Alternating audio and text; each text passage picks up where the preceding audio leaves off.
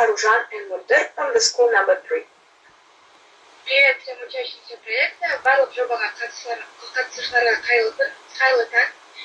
Жасыл экономика қазіргі кезде үлкен танымалдыққа ие болып келеді. Біздің де қызығушылығымызды арттырды. Сонымен қатар, еліміздің президенті Қасым-Жомарт Кемелұлының 2020 жылда еріктілер жылы деп жариялауына байланысты мектебімізде эко-волонтерлар тобы құрылып, қоқыс қалдықтарын бөліп жинауға адамдарды тарту жолдары атты жобаны бастады.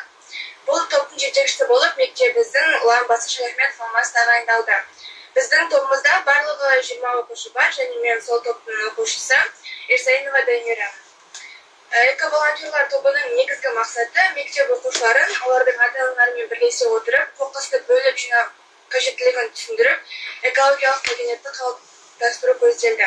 Бұл жобаны іс-әрекет арқылы көрсету нәтижесінде қоқыс қалдықтарын жинаудың артықшылықтарына өзіміз де көзімізді жеткіздік. Қоқыс қалдықтары қазіргі кездегі қоғамдағы ең маңызды мәселелердің бірі. Әрі тиімді шешу үшін қоқыс қалдықтарын бөліп жинау, яғни сұрыптау қажет. Ең тиімдісі қайта өңдеу. Біріншіден, қайта өңдеу арқылы қоғам қажеттілігін өтеміз, ал екіншіден қайта өңдеу арқылы қоршаған ортаға тигізетін зиянды әсерін азайтамыз.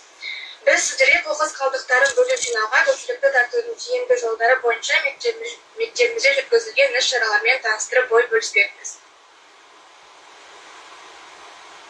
Барлығына қайырлы таң. Мектеп оқушыларынан құралған эко-волонтерлар тобы өздерінің жұмысын 7-ші квартал маңындағы адал супермаркеттің тұтынушыларына тегін эко-сумка тарату акциясынан бастаған болатын.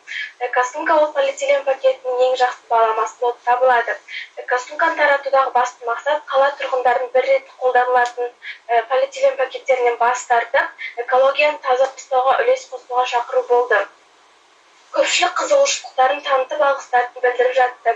Макулатураны жинап ағашты сақта әлеуметтік жобасына сыныптар арасында макулатура жинау акциясын өткізген болатынбыз.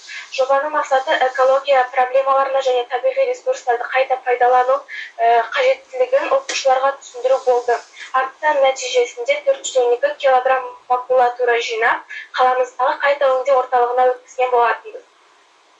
Эко-волонтерлардан құралған жасыл оқушылар тобы қоқысты бөліп жинаудың жолдары туралы жарнамалар жасап, мектептің